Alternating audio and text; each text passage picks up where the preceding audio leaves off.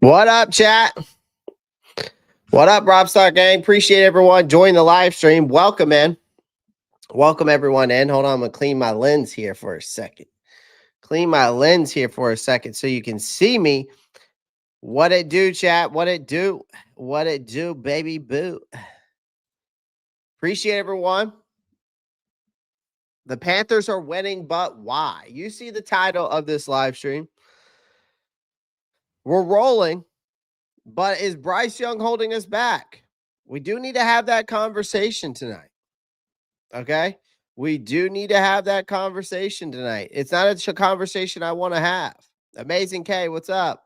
Underground West, what's good? Like, it's not a conversation I want to have, but we do need to have that conversation. Manuel Sanders Jr., visit. Could this be a move that they make? Could it possibly be a move that they make? The trade deadline talk. We didn't make any moves. Why? Let's talk about that tonight. What's up, Marcos? What's up, Earl? Appreciate you joining. There's a lot to talk about, man. It's lots to talk about. I appreciate everyone joining the live stream. Welcome in. Listen, guys, I ain't gonna lie to you. I'm exhausted. I've had a long week. I'm having a Dunkin' energy from Dunkin', of course. So it's got caffeine in it. It's 8 o'clock at night. That's how we're pushing through. I'm pushing through for this live stream tonight. So make sure you guys pound that like button on your way in, because your boy was not about to go live tonight. I ain't gonna lie to you. Your boy was not about to go live tonight. I'm dead dog tired, man. But we're pushing through, and I'm gonna do this damn live stream. We're gonna do the damn thing, obviously, and then I'm gonna get more content out to you tonight as well. So we're gonna do the damn thing. I'll be up late tonight, but we're gonna get it done. Eric, what's good, man? Jose Augustin. Jose, what's up, man? Earl. Clay was talking so much shit last night on the Roundtable Live, as you should. You had every right to me. Talk your ish. You know what I mean? Appreciate your dedication, Clay. Absolutely, man. That's the only way we're going to make it to the top, man. It's the only way we're going to make it to the top. Eric Blair, what's up? Going back to the fundamentals. That's why playing good defense, stop the run, feed the run, pass when it's needed. Appreciate your comments there, Amazing K. All right, guys. Well, let's get into it. Y'all been waiting. Y'all got you guys in here. I think the first thing is that we need to talk about, of course, is the Asante Samuel, man. Let's talk about the Asante Samuel and what he can bring to the table, why this makes a lot of sense. I think it makes a lot of sense for us from the standpoint that what he can bring to the table, especially for a wide receiver or a corner two. I mean, he would automatically be our CB2, right? He would automatically be our CB2. Let me edit this real quick, chat.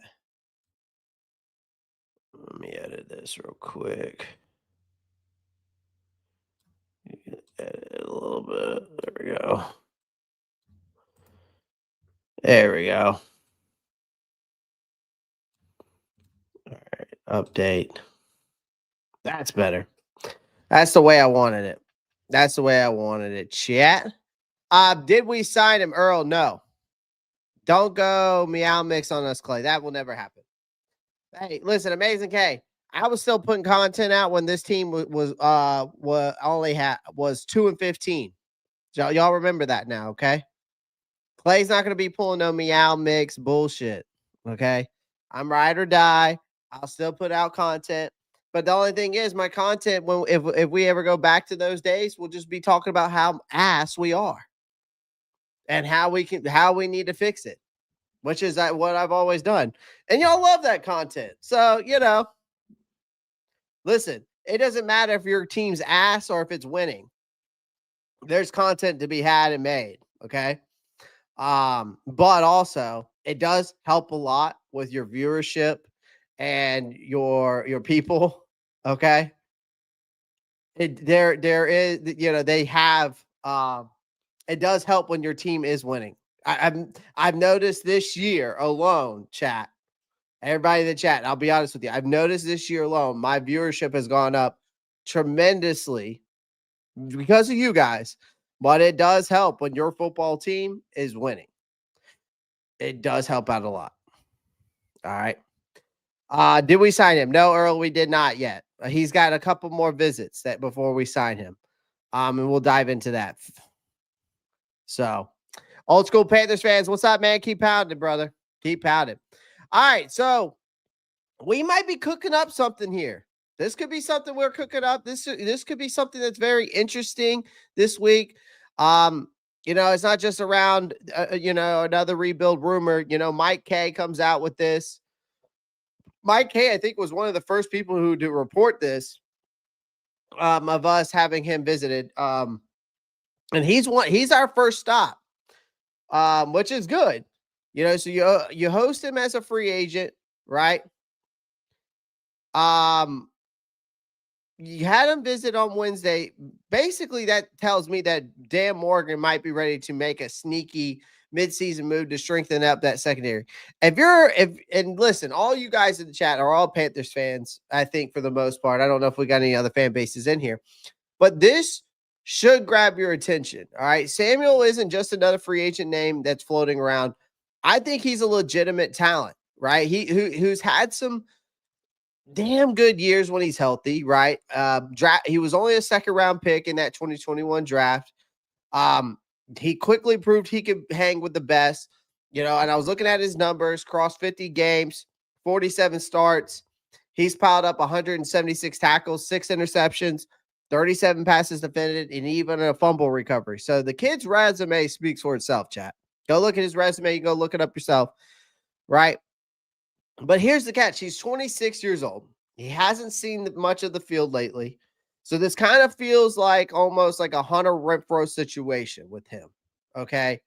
This is what this feels like. This kind of feels like a Hunter Renfrow situation, right?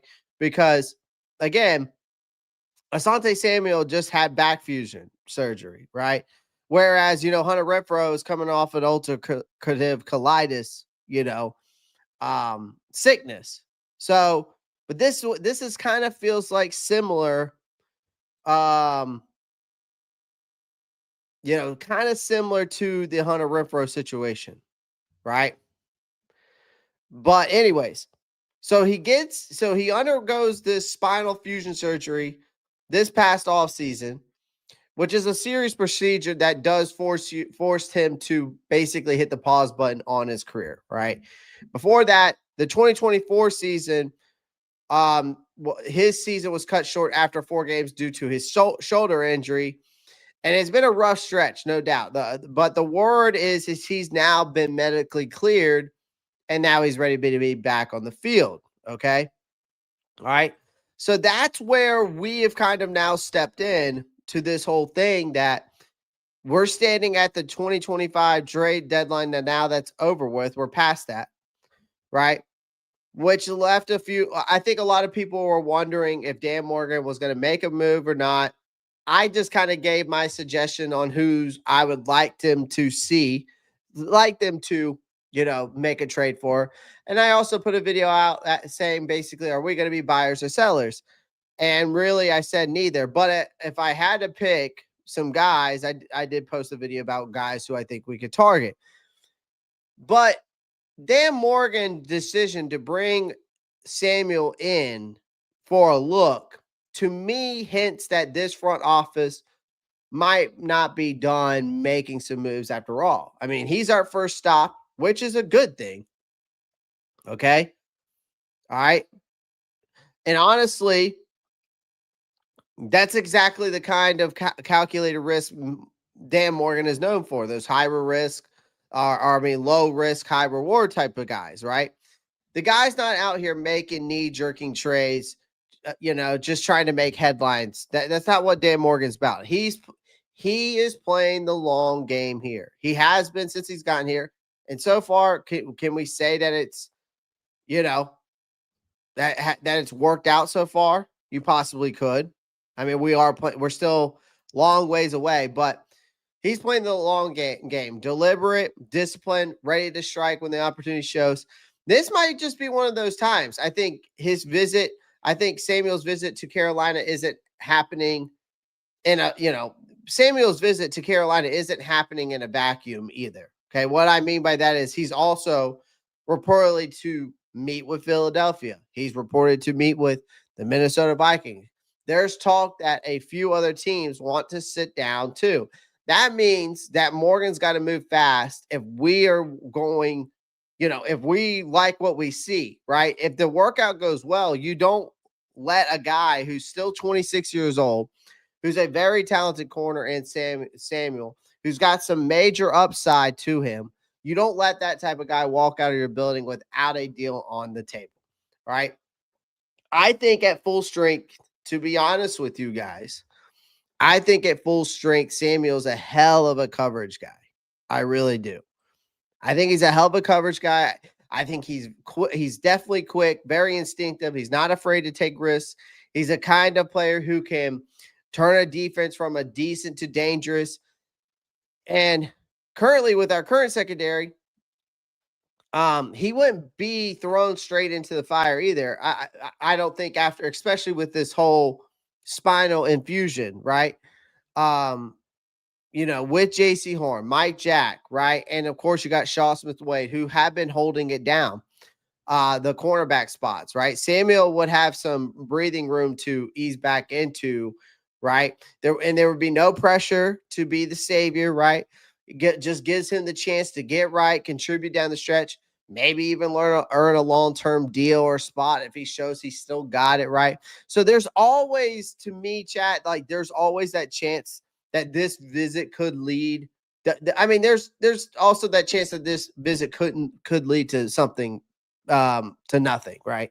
But maybe Samuel's not fully ready yet, or maybe another team swoops in with a better offer. But honestly, the fact that the Panthers are in position to attract a guy like him in the middle of the season, that's a really damn good sign, because then it tells me, and it should tell you guys, hey, if we're able to attract good talent like an Asante Samuel Jr., then it shows me that this organization finally is getting some respect again. And I think because of Dan Morgan, because of Dave Canales, because of Brant Tillis and these guys, right, I still believe that they're building something worth being a part of. So to me, it's just a visit for now, for sure. But I would not be shocked if this turns into one of those underrated moves that ends up paying off big time later on. Because if Asante Samuel can get back to even close to what he once was, you might have just found yourselves a serious difference maker, and then another piece of the puzzle for a defense that's starting to look like it's on the rise again. That's where this is where this thing gets interesting. So yeah, that's my take on the visit. I mean,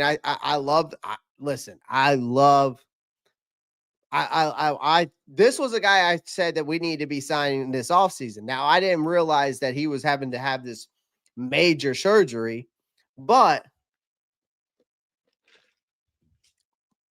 you're midway through the season. You sign him a midway season contract. And then maybe next year, if you want to keep him long term, you give him a prove it deal. And then listen, if it goes well, then you sign him long term. And you got JC Horn and Asante Samuel out on the field. Because how much longer is Mike Jack going to play? Mike Jack's what, 30, 31? He's on his way out. Shaw Smith-Wade's still young, right? But it's, again, Asante Samuel would boost this secondary if he's even 80%, 70% of what he once was right now. And if he can get himself back, then it's a whole total different game changer, right? It's a total different game changer. So again, I like this move. I'm glad that, we're getting a visit with him. Again, we'll see if Minnesota Or again, he's got the Packers tomorrow. He's got the Vikings on Friday. Then he's got the 49ers on Monday. He's got Bears on Tuesdays, the Steelers on Wednesday. I thought he was supposed to be with Philly one day, but I guess not. I thought I saw where he was supposed to be going to Philly. Maybe that was today. I doubt that though, because he couldn't be doing two workouts. So we'll see. We'll see. Appreciate everyone joining the live stream. Again, do me a favor. Make sure you smash that like button, hit that subscribe button on your way in if you're watching on the YouTube channel or on your way out. I greatly appreciate it. We're already at 16 likes. We got 29 people watching on the YouTube channel. I would greatly appreciate it if we could go ahead and get some of you slackers already getting those likes up. 9 of you are slacking. So let's get them likes up, baby. All right. Appreciate you guys. All right, let's dive into this trade deadline. Because Dan Morgan didn't make any moves, man. He didn't make any moves, but he did bring somebody in. Okay? He did bring somebody in.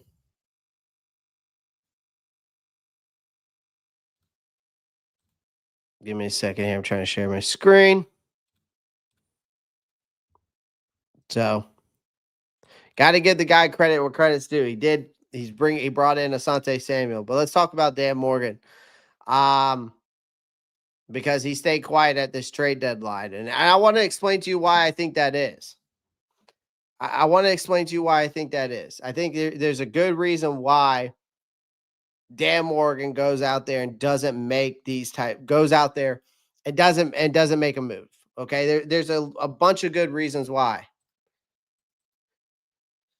I'm trying to see if I can get this in a full screen. No, I want it in full screen. Well, we'll do this. I'll just make it bigger myself. There we go. I'm glad that no moves were made for the players. I believe it shows the coaching staff believes in them. Well, you're riding this you're technically riding a you're technically riding basically a 4-game winning streak. And we're saying, and I say technically because at least from a certain perspective, because Bryce Young, who missed, of course he missed week 8 against the Bills, as of now, won 4 straight starts, including a couple road games that weren't exactly wins, right? So, and that's from a technical standpoint, right? But let's not sugarcoat it. Nobody's pretending Bryce Young has been lighting up the defenses suddenly, looking like a franchise savior or anything like that. That the stats are fine. They're not great. The offense still sputters more than you'd like, especially in the passing game. The run game, we've been elite, right?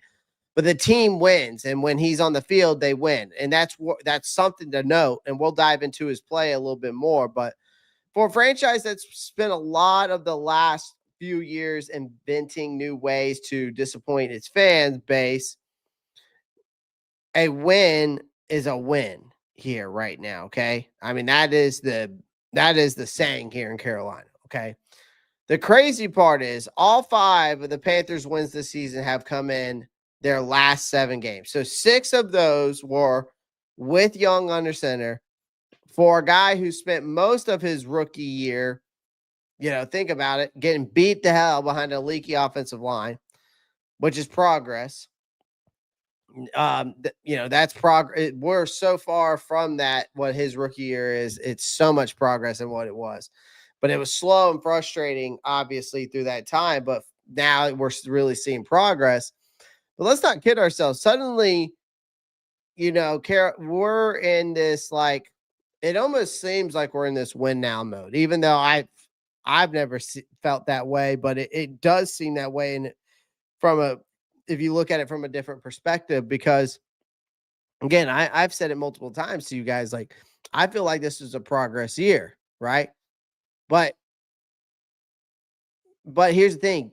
Dan Morgan and Dave Canales I've made it clear from day one, guys, that this is a long-term rebuild. Okay. They've got a 3-year plan in motion. They're not about to throw it off track, chasing a feel-good midseason trade just because the team's showing signs of life, right?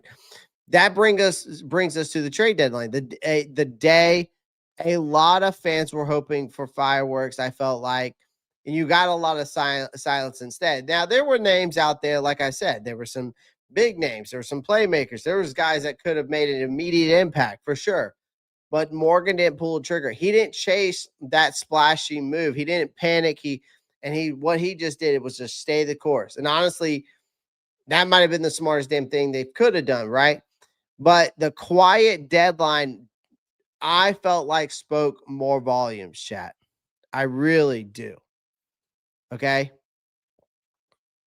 Him being quiet at the trade deadline really spoke volumes to me. And it should have spoke volumes to you guys as well. Because here's the thing. It actually said to me about where this organization is headed. And for once, I can say that I feel like this organization is heading in the right direction because of us being able to say it. Because here's the thing. Go look at the Jets. The Jets made these rational moves. All right. They went and traded their best corner on the team. But they weren't going to come back this year. They didn't want to waste Sauce Gardner for another year. They didn't want to waste Quinnen Williams for another year. Okay. But again, they also got 3 first-round picks between Sauce and Quinnen Williams, plus an extra second-round pick, plus Adonia Mitchell. Okay. But we don't see, the thing is, are any of those guys that they get in the first round, let's say they draft another corner in the first round, is it going to be another Sauce? Is it going to be another Quinnen Williams? You never know. Not saying it's not possible. Okay. I'm not saying it's not possible. But again, a team like the Colts, who's ready to win now, again, made that move. I don't know if I would have thrown 2 first-round picks for Sauce Gardner. That's just me. I think Sauce is a great player. Do I think he's better than J.C. Horn? No. If you go look at what Sauce Gardner has done this year, he's fallen off. Let's be honest. Ever since he signed that big major contract, Sauce Gardner has fallen off. Ever since he signed that dotted line, that guy, he has not been the same player that he once was. Let's just all call a spade a spade. He is not as good as everybody makes him out to be, in my opinion. I just don't think Sauce is what he once was until he signed that contract. And that's just me. All right. That's just me. But again, like I'm getting at, Dan Morgan's a former linebacker, which already tells you a few things about him. He thinks, he's steady, he's calculated, he's team first. He's not that kind of guy who's going to buy into all this bullshit. Okay. He has seen this thing from firsthand. He knows what happens when you start throwing away draft picks, overspending on veterans just to make some headline, right? That's literally how the Panthers got themselves into this mess in the first place. Now, he's not doing that. He's building it the hard way, the way Scott Fitterer should have done it, right? He's doing it the way Scott Fitterer should have done it. Even though he was under Scott Fitterer, this guy should have been making the decisions a long time ago. But also, our scout team was ass, and then the financial guys were also ass as well. That's why you bring in a genius like Brant Tillis. Okay, Brant Tillis is also a very smart football knower. He knows he's a good scout and a good talent scout as well. So don't underestimate Brant Tillis, ladies and gentlemen. He knows talent when he sees it, obviously. All right. And we've seen that through the whole Blueprint series. Okay. So let's not forget about that. All right. But then, all right, you start throwing away, you don't want to start throwing away draft picks.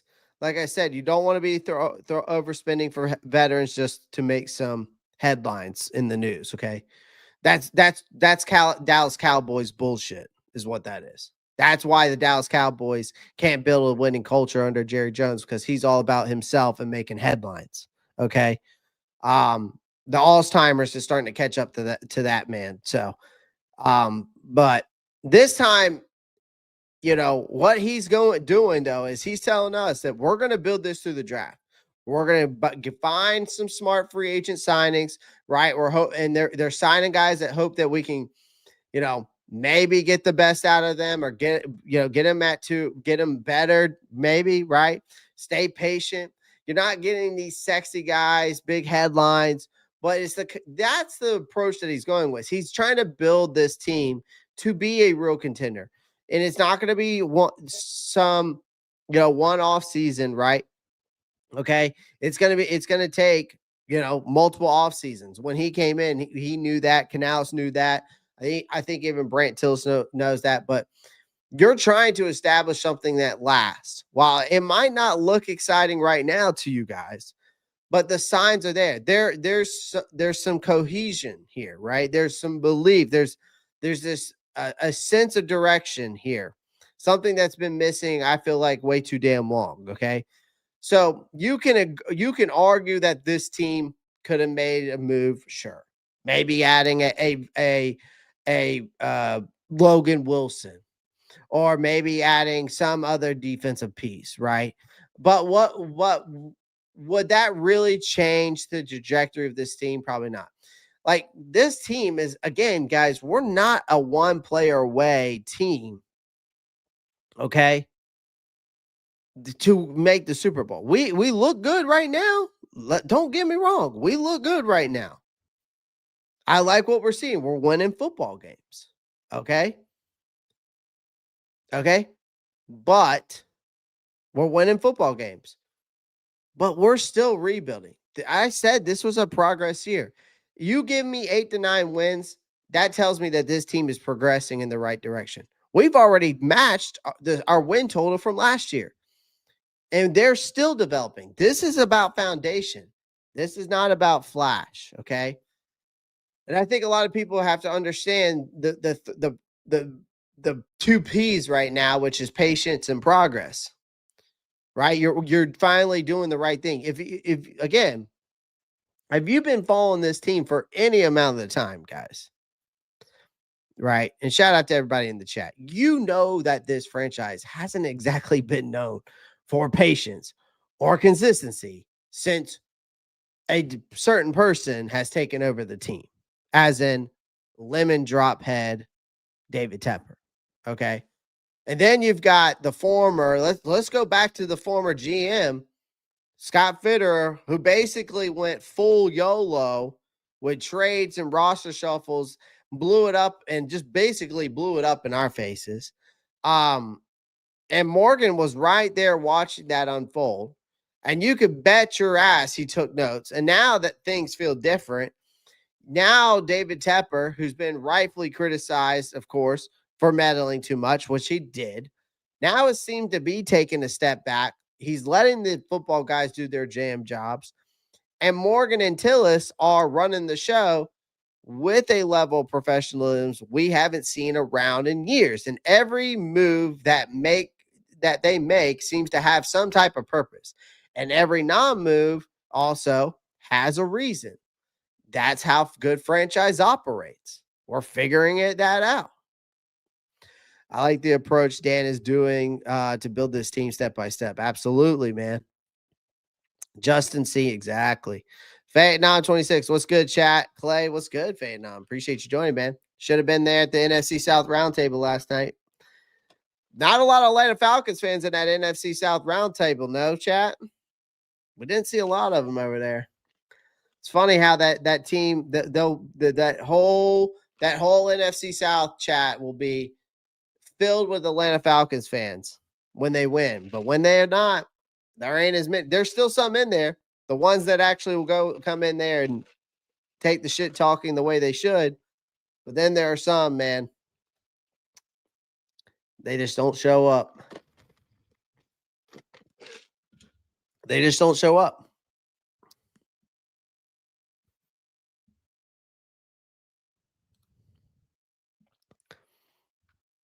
Right. Right. So, yeah, at the trade deadline, it came and went without a splash.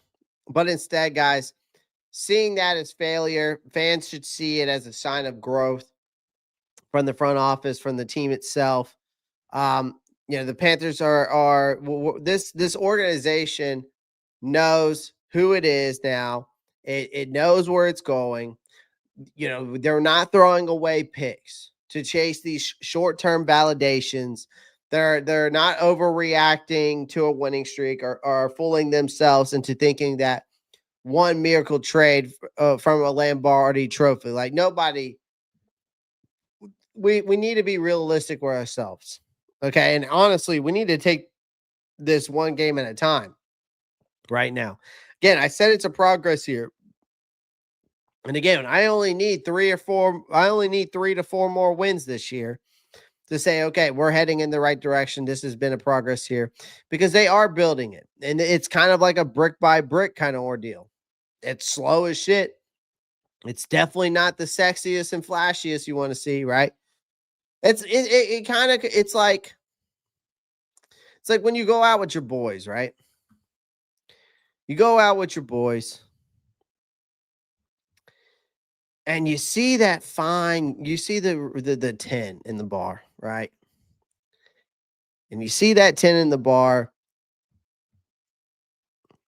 but you know that 10 at the bar. Like you know her, like you know things about her.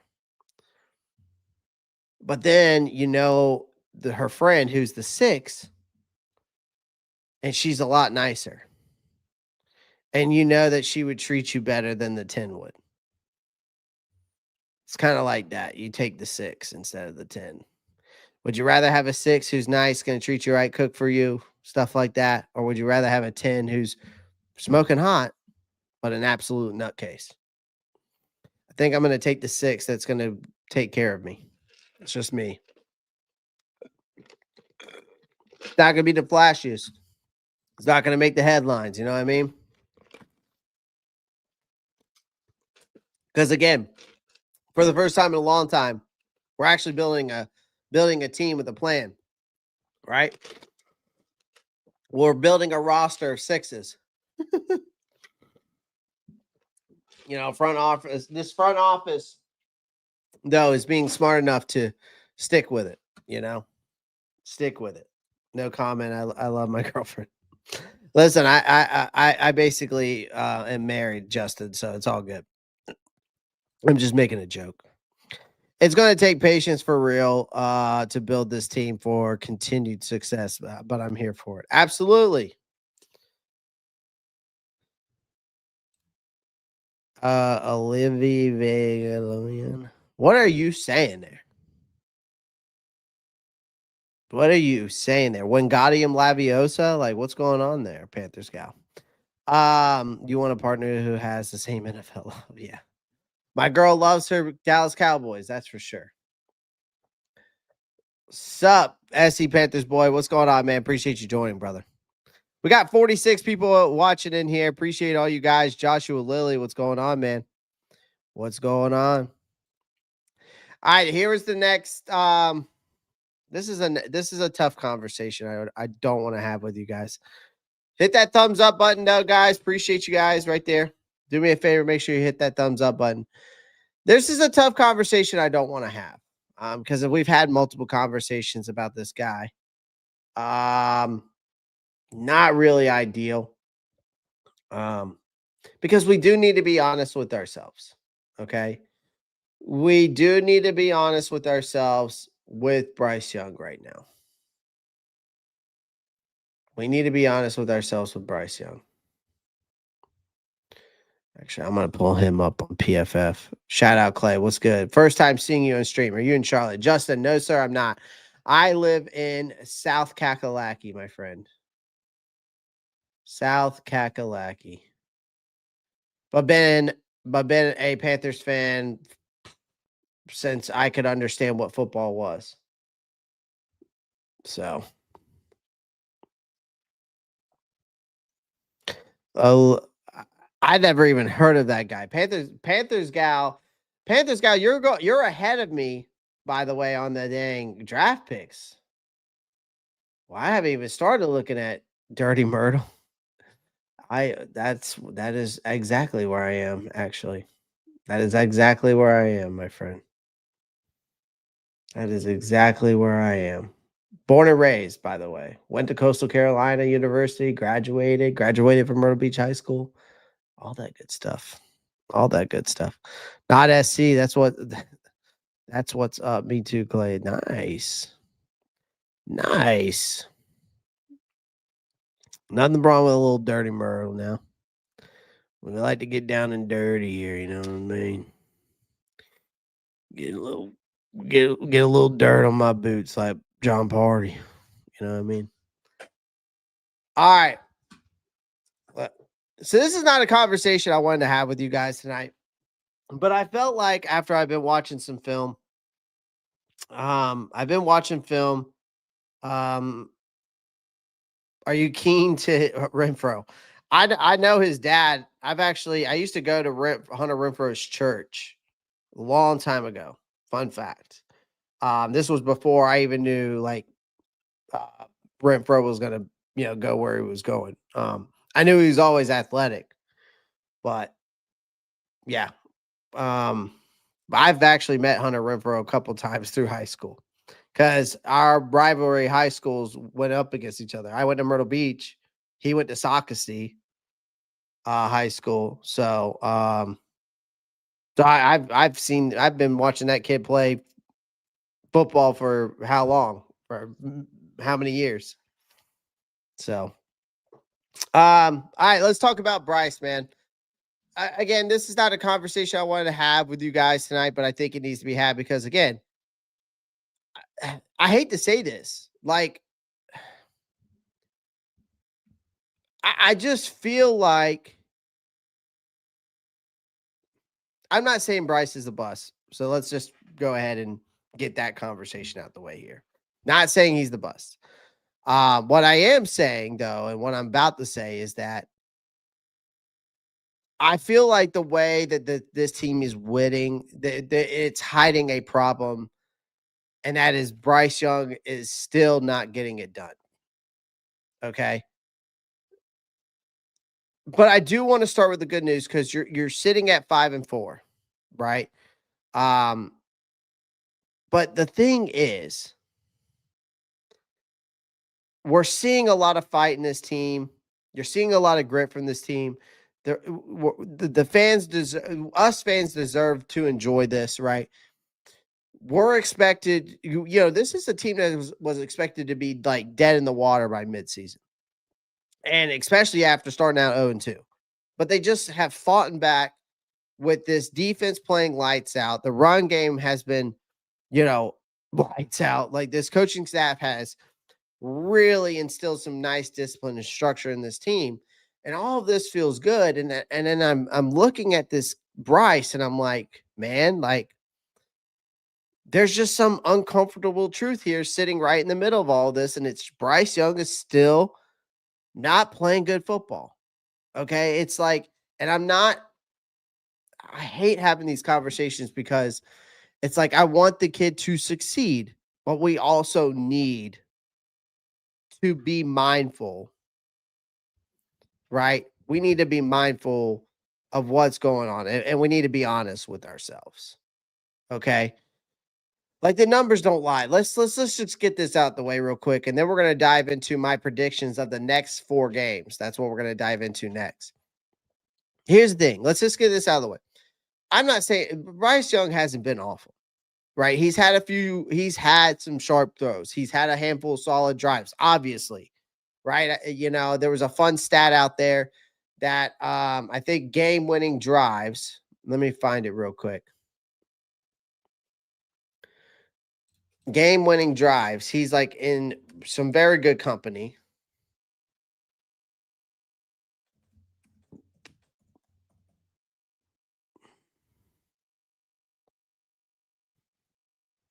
Yeah. So, according to David Newton, Young is now tied for the most game-winning drives among all quarterbacks since entering the league in 2023. He's tied with Patrick Mahomes, Jalen Hurts, and Geno Smith. And I think the total clutch drives is 9. Okay. Um, so if we're talking about from a number standpoint, again, the numbers don't lie. Okay. But across the board, yes, that's a great stat there talking about game-winning drives. But across the board, his production has been well below average, chat. If you're looking at the same numbers I'm looking at, well below average. It's not good. It's not good. And again, Young hasn't thrown for more than 200 yards since week 2. He hasn't thrown for over 100 yards since over 200 yards since week 2. He hasn't attempted more than 30 passes in a game since then either. That's not by accident. That is by design, chat. Dave Canales and this staff have clearly decided their best chance to win is take the ball out of Bryce Young's hands and lean on the run game. When you look at the numbers, it's hard to see why. He's 24th in QBR. Okay? He's 24th in QBR out of 32 quarterbacks. He's 30th in passer rating out of 44 quarterbacks. He's 32nd in yards per attempt out of 44 quarterbacks. He's 24th in success rate out of 35. And he's 30th in EPA per play out of 36. So his longest completion through the air this season is 41 yards. The shortest among quarterbacks who've started the majority of their teams this season. His average intended air yards per throw sits at 29th in the league. So to put it in plain English for you guys to understand, besides throwing all those different stats out there, he's not pushing the ball down the field. He's living off of checkdowns. He's living off of quick outs, dumps off. Basically, an ultra-conservative offense that's designed to hide the quarterback and not showcase him. That's fine for a rookie. But ladies and gentlemen, we're talking about a guy who's in year 3. Okay?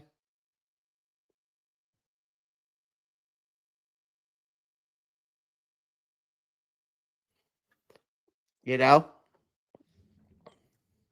And so it's a conversation. Like I said, it's not a conversation I want to have, but again, you see the promise, but then you see the problematic with this kid, right?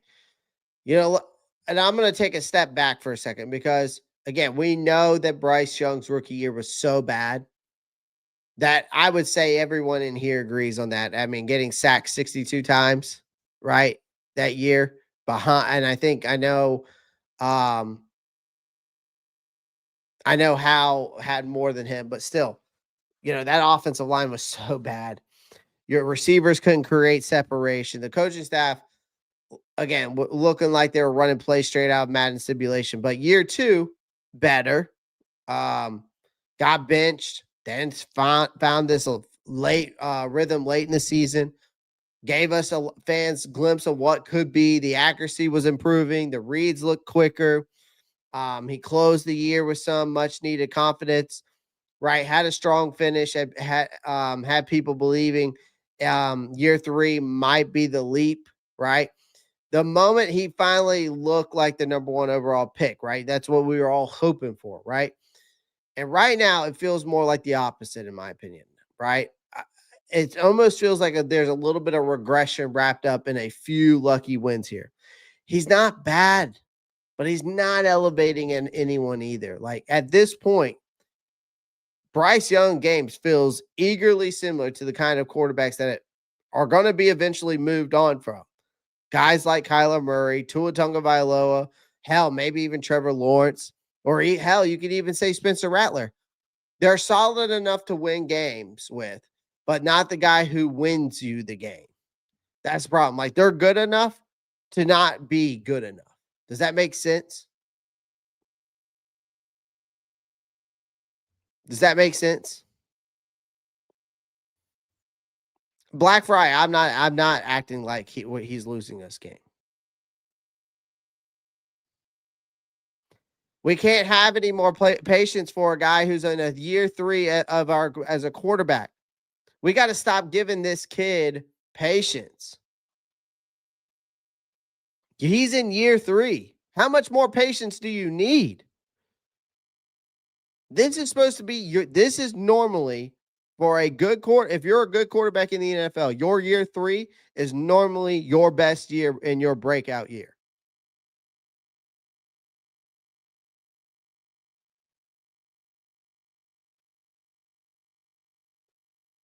So again, you can compare him to Kyler Murray, Tua Tagovailoa, you can Trevor Lawrence, Spencer Rattler.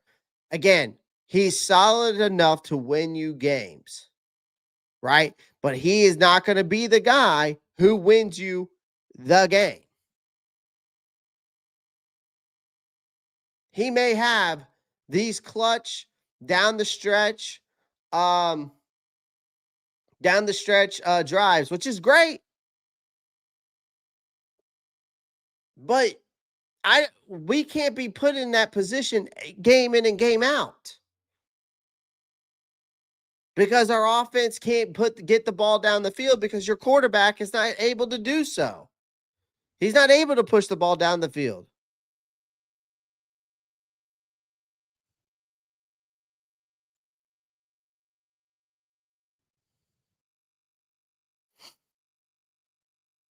He's not. That's why they're disguising it with these wins in the run game.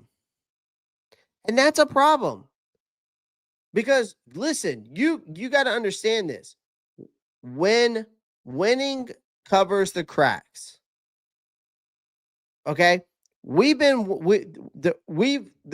recent winning streak we've had has been built on razor thin margins, okay? Their defense has been suffocating in the red zone. Rico Dowdle has been running like prime Adrian Peterson. Canales' clock management has been nearly flawless. So let's be honest, okay? The offense is barely hanging on, though. It's built around the run game with the passing attack functioning as a changeup pitch. Okay? That's not sustainable. You can get away with that against mediocre teams. But once you start facing legitimate contenders, that formula collapses fast. You can't expect to beat a contender like the Packers every game the way we beat them. That's not going to happen. And we're going to talk more about that when I talk about the next 4 games. But I will say this. You have a 4-game winning streak with Bryce Young starting, but it all by a single score. 3 of them against teams that aren't exactly lighting up the league either. So that's not a coincidence. You're playing survival football. You're not dominating, right? The problem is Young is inconsistent right now. The inconsistency is Bryce Young, and he's the heart of it. I hate to say that because 1 minute he is threading a perfect ball in tight coverage. The next, you see him miss an open receiver or freezing up at the side of a downfield read, and it gets frustrating as hell to watch. The tape don't lie. You can go watch tape. I've been watching tape. I think listen, I've never thought that Bryce Young didn't have the talent. I think the talent is there. He's just not showing nearly enough.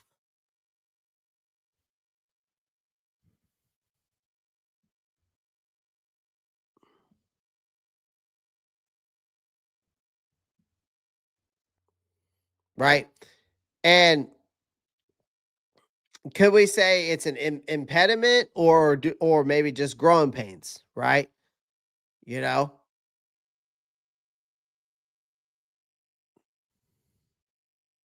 you have this guy. You got guys like the Bleacher Report's Brent Sobleski, who's out here saying that Bryce Young's closer to an impediment for the Carolina Panthers offense than he is the solution, which is pretty harsh to say, but he's not entirely wrong,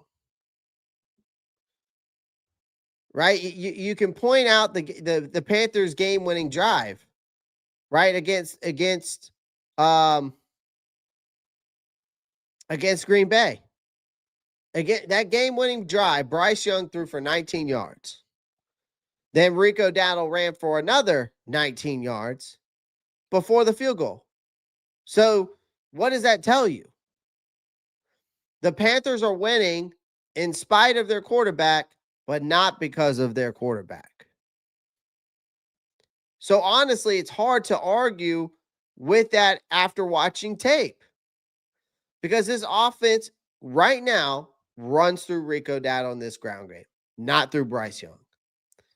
He is a more of a game manager right now than a difference maker. So, with that being said, calling him an impediment might be, I feel like, going a little too far. When Young was sidelined earlier this, against Buffalo, the offense looked flat out awful without him. Okay, so he's clearly not dragging the team down, but he's just not lifting it up either. And I need to see that from him. I need to see that. I'm not giving up on him. This is about needing to see more out of Bryce Young. From my perspective. Okay? You don't have to agree with it, you don't have to like it. But the facts are facts. The tape is the tape. All right? Because this team's in a tricky spot. Yeah, we're winning games. The culture's improving. The rebuild finally looks like it's heading somewhere.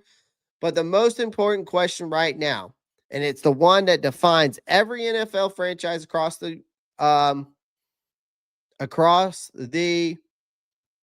NFL, is still we don't have an answer, right? And the question really is Bryce Young the guy? I'm going to say right now the evidence says no. Again, he is not terrible, but he's not special either. Unless he takes a meaningful step forward soon, which I am hoping and praying for. And maybe coming off this ankle injury, the conditions in Green Bay, right? Maybe I can give him some leeway on that. Maybe against the Saints, right? We got coming up, could be a nice get right for game for him, right? And he could go out there and throw for 300 yards and shut me up. Fine, do that, okay? But if we win that game against the Saints and it's Rico Dowdle, this conversation definitely needed to be had then. Like I said, unless he takes a meaningful step forward, this front office might have to start thinking about alternative plans at quarterback. Now, that doesn't mean it's time to bench him, or I'm not saying to panic or anything like that. I'm just being realistic with you guys, man. Like, we can't keep pretending a conservative, run-heavy offense is going to carry us to this long-term success. It won't. Not in this version of the NFL right now. I'll say this. Bryce Young has evolved, right? He's evolved to a certain standpoint, but he has to evolve, right? Like, or eventually he's just we as a team will have to evolve without him. Like, listen, I'm not complaining. Winning feels great. Winning will ignore the biggest problems on your roster. That's how you end up right back at square one, though. So if you want to stay on this upward trajectory, they'll need more than just some game manager under center. They'll need Bryce that they thought They drafted at the number 1 overall pick back in 2023. The one who takes over games and not hides inside them. We need to see him evolve and take over games. He needs to elevate the guys around him, right? Until then, again, enjoy the streak, guys. Keep your eyes open because beneath the wins, this team still, I think, have a quarterback problem, and you can't afford to ignore it much longer. You can't afford to ignore it much longer.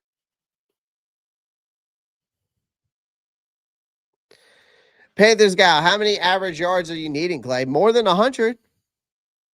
Because that's all he had the last game.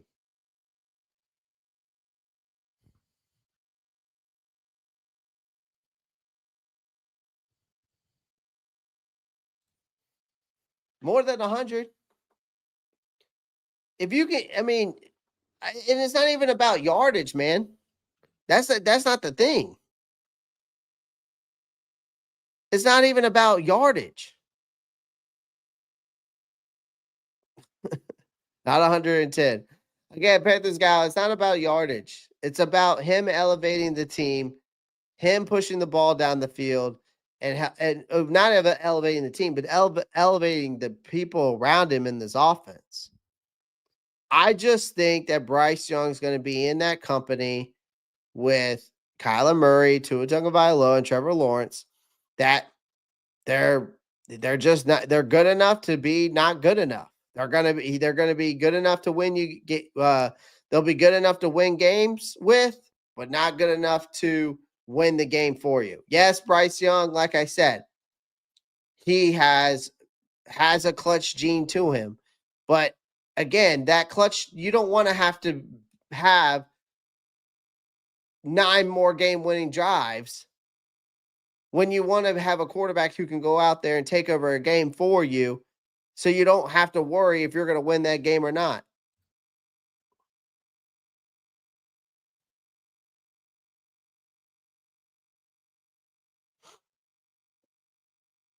But that's just me. That's just me. He's good enough to not be good enough. He's good enough to win you games. He's good enough to win you games, but he's not good enough to win you the game. How about my Jack chopping the catch? My Jack does that a lot, doesn't he? I don't know. No, he hasn't. He's only dropped that one, but still. All right, let's dive into this last. I want to go into these games, man. These next 4 games, because again, coming into a brutal stretch. I know we talked about it on Monday night, but I did not give you my predictions. Clay, I would love to have. I mean, I would love to have. How about? I would love to win. I would love to see him throw for 300 yards, more than just one time. That's what I would love to see.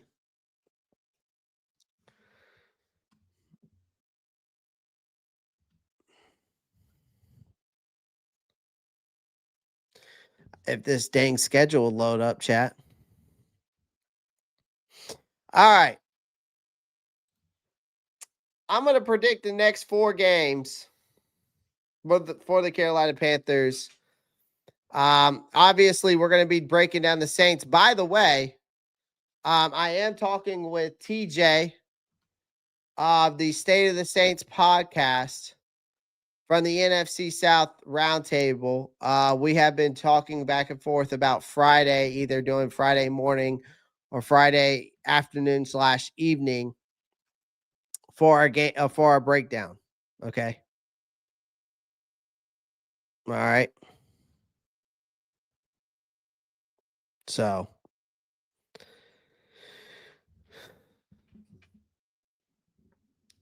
we'll be breaking down that New Orleans game with me and TJ from the State of Saints podcast. So make sure you guys tune in on Friday. All right. So week 10. We're at week 10. We're home against the Saints. If there's such thing as a must-win game in early November, this might be it. Like the Panthers we have a golden opportunity here to keep this hawk streak alive at home against New Orleans. A team that's kind of circling the drain. They're definitely going to go through a rebuild as well. But New Orleans has just been a mess, right? Their top 5 pick territory kind of mess right now. They just shipped Rashid Shaheed off to Seattle, which tells you they're more focused on 2025. They're more focused on this next upcoming draft class. And then they are, finishing the season strong. So, on the other hand, for us, right, we have everything trending upward. Our defense is forcing turnovers. The run game is grinding teams down. Canales and these guys believe they can beat anyone in front of them, unless they're completely shit the bed. So they should take care of business against New Orleans. I think they should. I think it's going to be like 20. I think it's going to be like 24-16, 20 or 27-18, something like that type of score. It's a home game, and we're healthier, and we're playing with some real confidence. Week 11, this one's going to be spicy. Now, we shut out the Atlanta Falcons, earlier this season in Charlotte. That was one of the most satisfying wins of the year so far. Raheem Morris and this Falcons defense has been, obviously they're going to be circling this for a rematch on their calendar. But here's the thing. Atlanta's still all over the damn place. 1 week, again, they look like a legitimate playoff team. The next, they look like they forgot how to play football. So that kind of inconsistency is exactly what Canales loves to exploit. If we come out sharp in this game like we did the last time, don't let Atlanta punch, don't let Atlanta punch you in the mouth early. They can absolutely sweep this Falcons team. So the formula is simple. Control the clock, you protect Bryce Young, you let the front seven go to work. I expect a dogfight, but since we've been playing with just so much more swagger at the moment, probably at that point, if I say we beat Atlanta there. I think we sweep Atlanta and we move on to be 7-4 up at that point. I think we go 7-4 at that point there. But then we get to week 12. So this is the reality check portion of this schedule. You're at San Francisco, Monday Night Football, and then of course you've got the LA Rams Sunday at home. But again, the San Francisco game, this is where the reality check portion of the schedule kind of gets interesting. This is the only primetime game of the year that takes them all the way to California, and you got to face these 49ers. They're one of the nastiest, most complete teams in football, even though they're banged up. But also, this would be the first time the Panthers will see Christian McCaffrey since trading him away. So you don't think CMC's had this one circled in red ink? He's going to be out for blood. And then, of course, the 49ers are 6-3 despite dealing with a ton of injuries, even when they're not perfect. They're still a damn nightmare to deal with. We probably at this point have been one of the scrapping out one score wins, but against a team like San Francisco, you can't just hang around. You have to play almost flawless football against teams like that. I would say right there, Monday Night Football and San Francisco, I'm going to say that's where we get a loss. So we're like 7-5. All right. Now I'm only going to the Rams games. Now that the Rams, you could talk about a brutal turnaround. You can, but you're fresh off coming a cross-country trip. You got short rest after a Monday Night Football. You come home to face the Rams, who are looking scary good. Matthew Stafford's playing like an MVP candidate. Sean McVay somehow has this roster of rookies and veterans. They look like a well-oiled machine. That young defense there flies around. They generate pressure from every angle. You got Stafford connection with Puka Nacua and Devontae Adams. It's enough to give any secondary some nightmare. So for a young Carolina offense that still struggles to push the ball down the field, which I have been asking Canals to let Bryce do, because again, if he just shits the bed, he shits the bed. You at least know what you got. But if I just feel like we're kind of a little too conservative, I'd like to see him push the ball down the field more, but it is what it is. But this matchup's going to test their limits, right? This one's less about can they win. This one's more about against the Rams. It's more about how close can they keep it, because that's a true measuring stick game. That game alone will show just how far this team has come and how far they'll need to go, in my opinion. Okay, so I'm going to say that's a loss. So basically, at that point, I would say by the bye week we're 7-6. And I think that would be huge progress.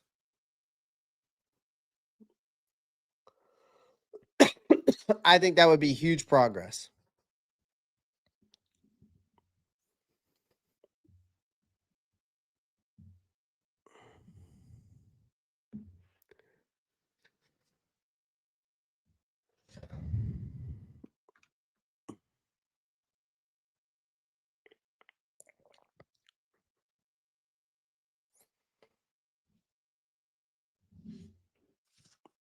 Money, merch, marketing comes in and says, I appreciate Bryce's talents. Just the size matters. That's the ladies. That's awesome. Clay knows Bryce is a complete waste of time. We were playing against the win in the first half. Field goals were missed. All fun fact.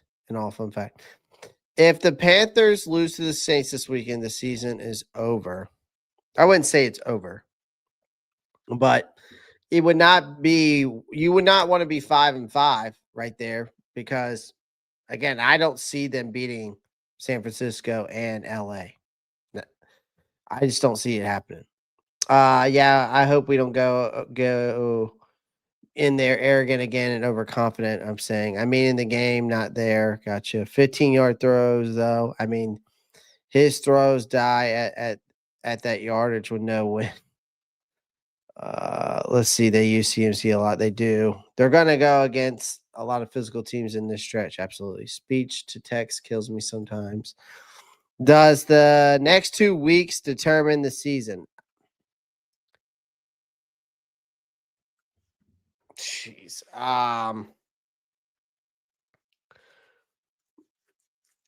So my biggest stretch, I thought that determined our season, right, was the New England game all the way down to the Jets game. Because again, I said that you needed to at least win 3 out of those 4 games, which they did. Because if you can win, this stretch was the most important because you play Buffalo, you play Green Bay, then you got. I'm not going to underrate the New Orleans Saints. Okay, then you got the Saints, and you got a big 4-game gauntlet here, and then then you've got the end of the season. These next 3 games. It's just like, and it's 2 division games here. And you go here, and then you got 2 more division games. You play Seattle, then you're at Tampa Bay. Like, it's a gauntlet after that. That's why I said this stretch right here, New England, Miami, Dallas, and New York, was the biggest one yet. So for me, I think this stretch right here, if we can go 2 out of the 4 here, I could see it. Like 2 out of the 4 would be huge, because then you could get a win here, and then maybe you could steal one from Tampa. But the way Seattle's playing right now and Sam Darnold looks, boy, And they just got Rashid Shaheed. Like, you know, I didn't expect Sam Darnold to be throwing bombs to Rashid Shaheed. I didn't have that in my 2025 NFL bingo card. I can tell you that. Did not see that coming. I thought we would know what type of team we were after the Green Bay game. Think we know what type of team we are. I mean, I know what type of team we are from an identity standpoint. We're run heavy first offense, stout run D on defense, and you got a head coach that is who is almost flawless at clock management. But again, that's only going to get you so far in the NFL, especially in this version of the NFL. I think 3 more wins is our limit. Yeah. I feel like the Saints are a trap. You could consider this a trap game for the Panthers. You absolutely could. If we're 1-2 in the division, losing to the third Falcons, but what? I remember saying if we had 8 wins in the beginning of the season. I remember saying if we had 8 wins in the beginning of the season. Now I don't think so much would be. So much. I'm not sure what you're trying to say there at the end. Well, guys, that is the live stream for tonight. Again, I appreciate everyone joining, everyone who came through. Appreciate everyone coming through and showing your love and support. Friday, again, got some more content coming out to you. Gonna be collabing with TJ of the State of the Saints podcast. We are talking about it is going to be Friday. We're going to be talking about a date. Not a date, but a time for Friday for us to, go live together, and we're going to be breaking down this Saints and Panthers game. Again, I appreciate everyone joining the live stream. I'm about to hop off of here, get some short content out to you guys. I appreciate everyone joining the live stream. Do me a favor, make sure you hit that thumbs up button. That's all I ask. Make sure you subscribe to the channel if you haven't already, and make sure you click that post notifications bell so you don't miss out on new content. It will always update you when I live or post a video or post a post. Feel free to follow me on Facebook, Instagram, X, TikTok. I'm always active on there as well. So make sure you guys go over there and check it out. Other than that, guys, I will see you on Friday, and y'all know what to do. Keep pounding them out. Peace.